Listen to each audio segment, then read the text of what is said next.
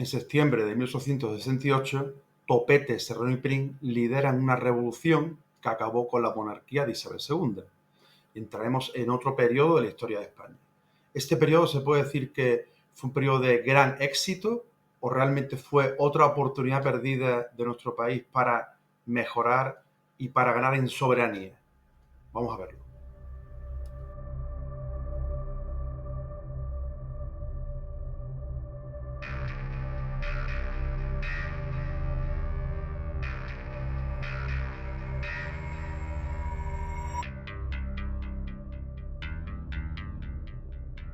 Normalmente la historiografía cita a esta revolución como un periodo positivo, de cambio, de transformaciones.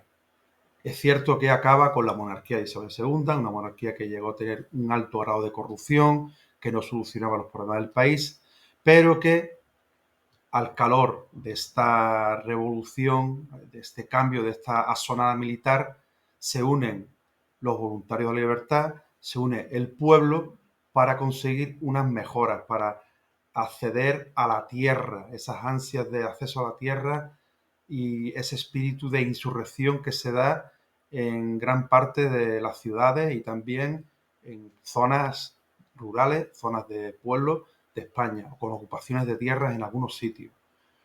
El gobierno provisional lo primero que hace cuando llega al poder es desarmar a esos voluntarios de la libertad y establecer unas medidas más de tono moderado.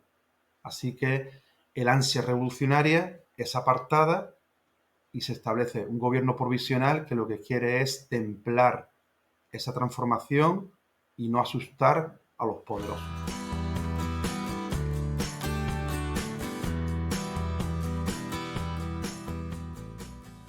Pero vayamos a cómo se gesta esta revolución gloriosa.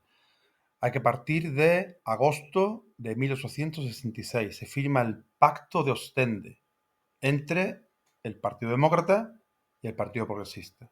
Se puede decir que el Partido Progresista era el partido del turno que había en la época. Estaban los progresistas, que era como la versión izquierdista del turno político de la época, y por otro lado estaba el Partido Moderado, que era como la versión conservadora del turno político.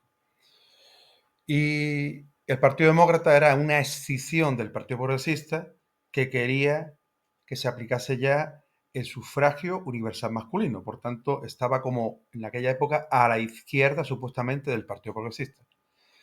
Ya en el 1868, 2 años más tarde, también se une la Unión Liberal, que era un partido que estaba como en el espectro político del centro, ya que englobaba a progresistas que eran más conservadores y a conservadores que eran un poco más como, bueno, menos conservadores, que eran un poquito como más de izquierda.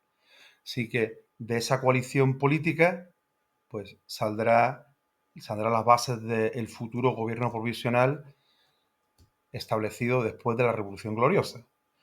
Es importante añadir la crisis financiera que tenía España en aquella época, la crisis industrial y además la crisis de subsistencia. Malas cosechas, se encarecen los precios, hay más fenómenos de motines, de encarecimiento de los precios y protestas.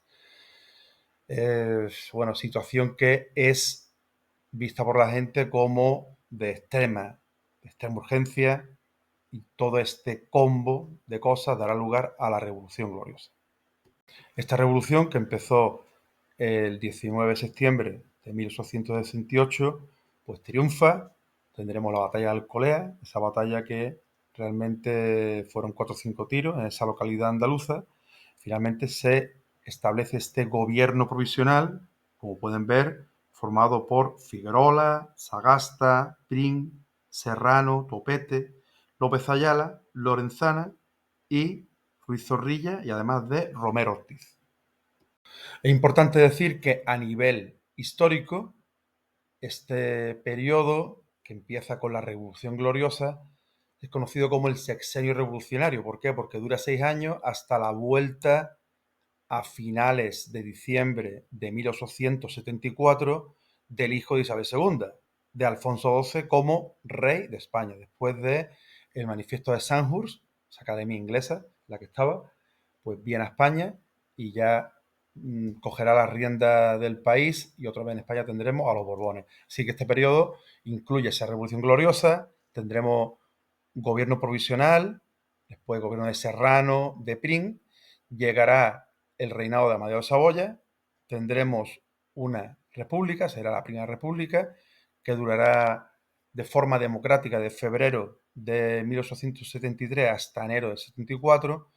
Después, aunque la república siga formalmente viva, pero será un periodo donde ya no hay mecanismos democráticos básicos y Serrano dirigirá el país con mano de hierro, que se conoce como la República Pretoriana, que acaba con el golpe de Estado, con la sonada militar que hace el general Martínez Campos. Así que tenemos este periodo que dura 6 años y que finalmente Martínez Campos pone fin.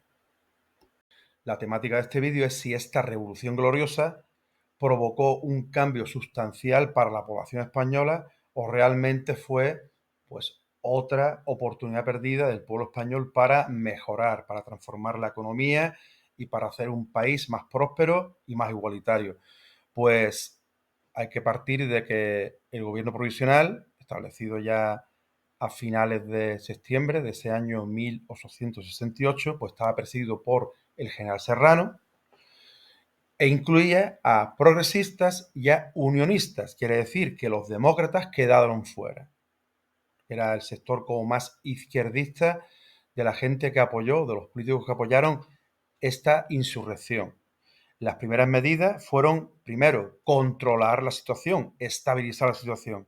¿Cómo? Disolviendo las juntas revolucionarias que se dieron a lo largo de toda la geografía española.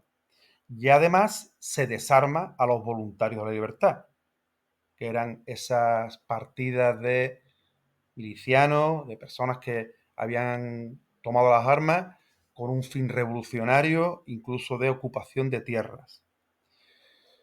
Hubo importantes concesiones a los demócratas, aprobando amplias libertades de imprenta, de asociación, de reunión y de sufragio universal masculino. Pero en cuanto a lo económico, no se tocó apenas nada en beneficio del pueblo.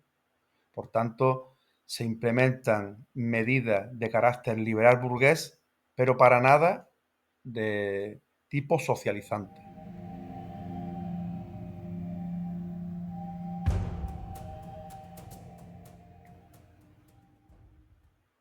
En cuanto a medidas económicas, se establece la peseta como unidad monetaria el 19 de octubre de ese año 68 y también tendremos la ley de minas del 28 de diciembre de ese mismo año, en la cual se realizan concesiones a perpetuidad a cambio del pago de un canon.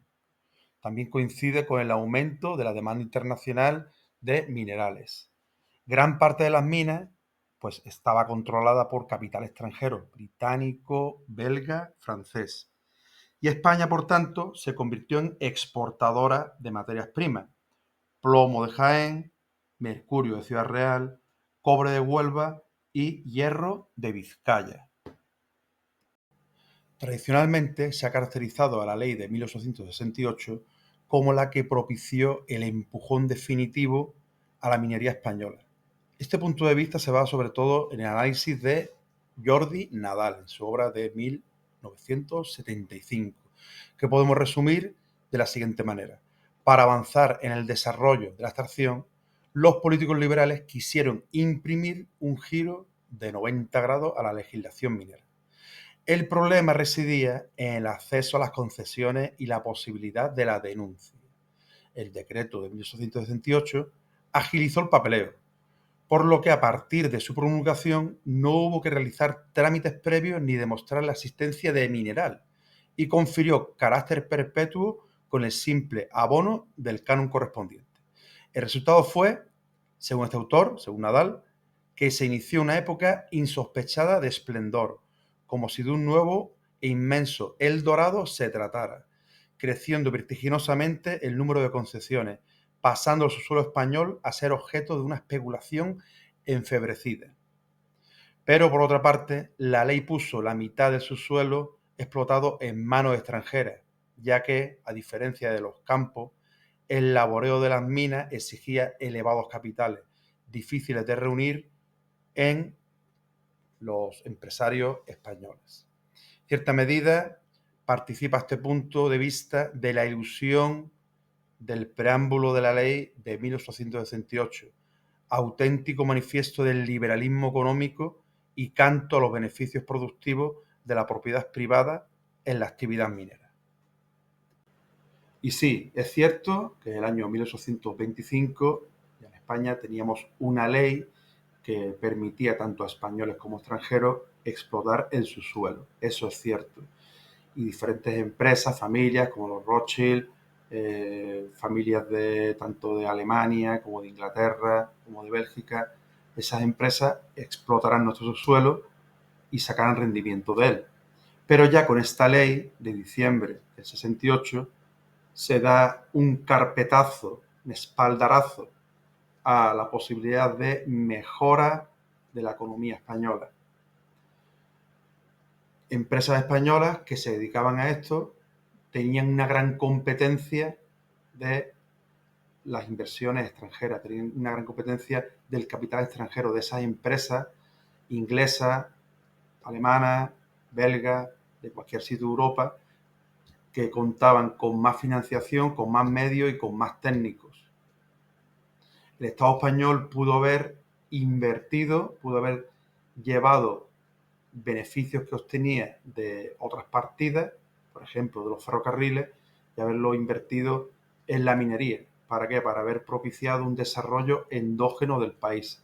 Finalmente, eso no se da y nuestra economía terminará ya en el siglo XX, en el año 1913, según Travelcock, terminó totalmente pues, en manos extranjeras y supuestamente, según él, se daban las características propias de un país subdesarrollado.